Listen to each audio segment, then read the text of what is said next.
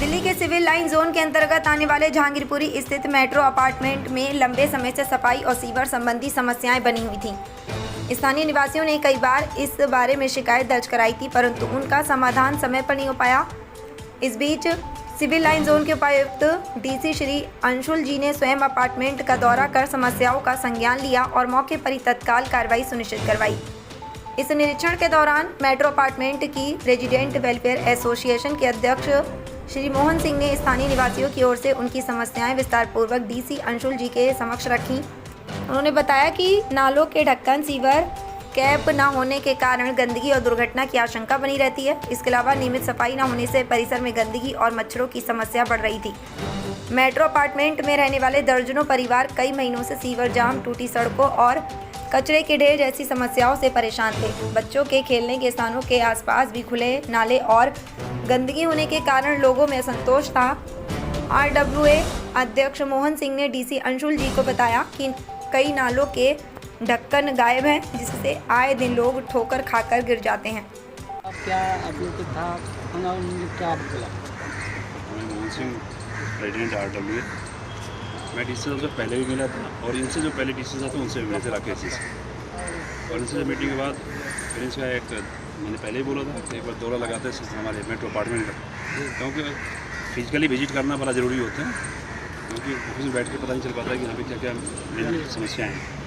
आज इन्होंने physically visit की, ऐसे साहब भी हैं, हमारे यहाँ के जो इंस्पेक्टर हैं वो भी है, सभी आप सामने बातें हुई है।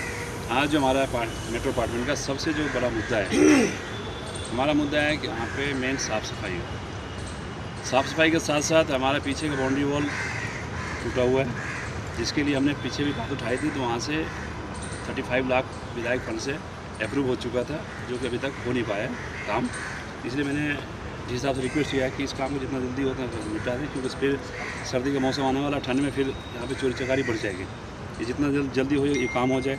दूसरा बात रहा कि यहाँ पे जो हमारी नालियों का पानी का डिसिल्टिंग है, वो यहाँ से वहाँ जाता है और वहाँ से एक पंप से हम डिसिल्ट करते हैं। आज इस बार हमारे बरसात में पहली बार था कि पूरे अपार्टमेंट में एक बूंद पानी रुका नहीं।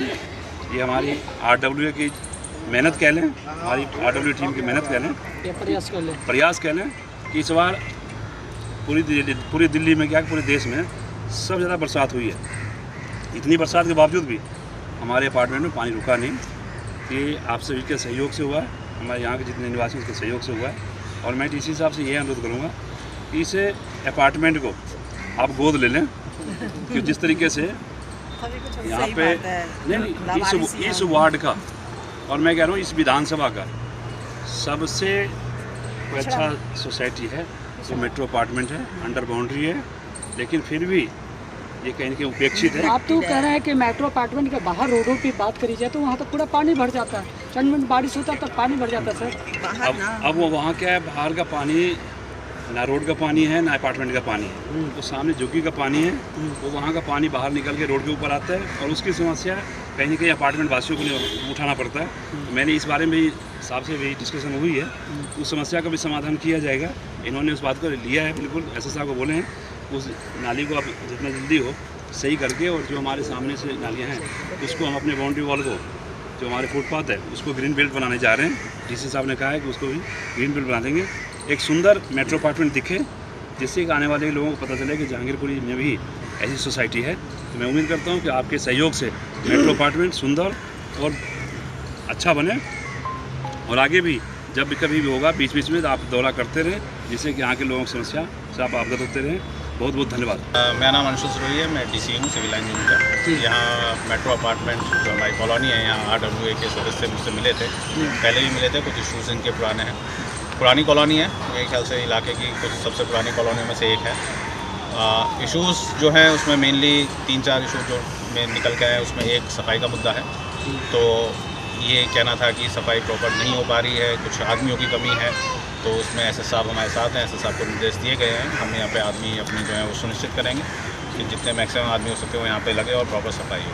दूसरा मुद्दा नालियों का था, नालियों में स्लैब वगैरह की कमी है, नालियाँ खुली पड़ी हैं, तो अभी यही साहब को निर्देश दिए गए हैं। स्लैब हमारे पास कुछ सेंटर स्टोर में हमारे रहते हैं, कुछ स्लैब हम खरीदते हैं, तो स्लैब लगाई जाएगी। तीसरा मुद्दा एक आया था जहाँ पे हाई मास्ट लाइट वगैरह की ज़रूरत है, तो इसके लिए मैंने अभी बताया सभी सदस्यों को कि ऑलरेडी पैसा जो है सीएम फंड की तरफ से काउंसलर्स वगैरह को दिया गया है, तो उसमें वो एक बार मिल लेंगे जनप्रतिनिधि से और उनके पैसे अगर अप्रूव वो कर देते हैं तो हाई मास्ट लाइट या स्ट्रीट लाइट जो भी डार्क स्पॉट्स हटाने हैं वो हम हटवा देंगे, वहाँ लगवा देंगे। उसके अलावा एक मुद्दा है हमारा यहाँ पे हॉर्टिकल्चर डिपार्टमेंट से रिलेटेड था, पार्कों वगैरह का था, तो उसमें हमने डिस्कस किया है कि अगर RWA इंटरेस्टेड हो तो हम पार्क को हैंड ओवर कर सकते हैं।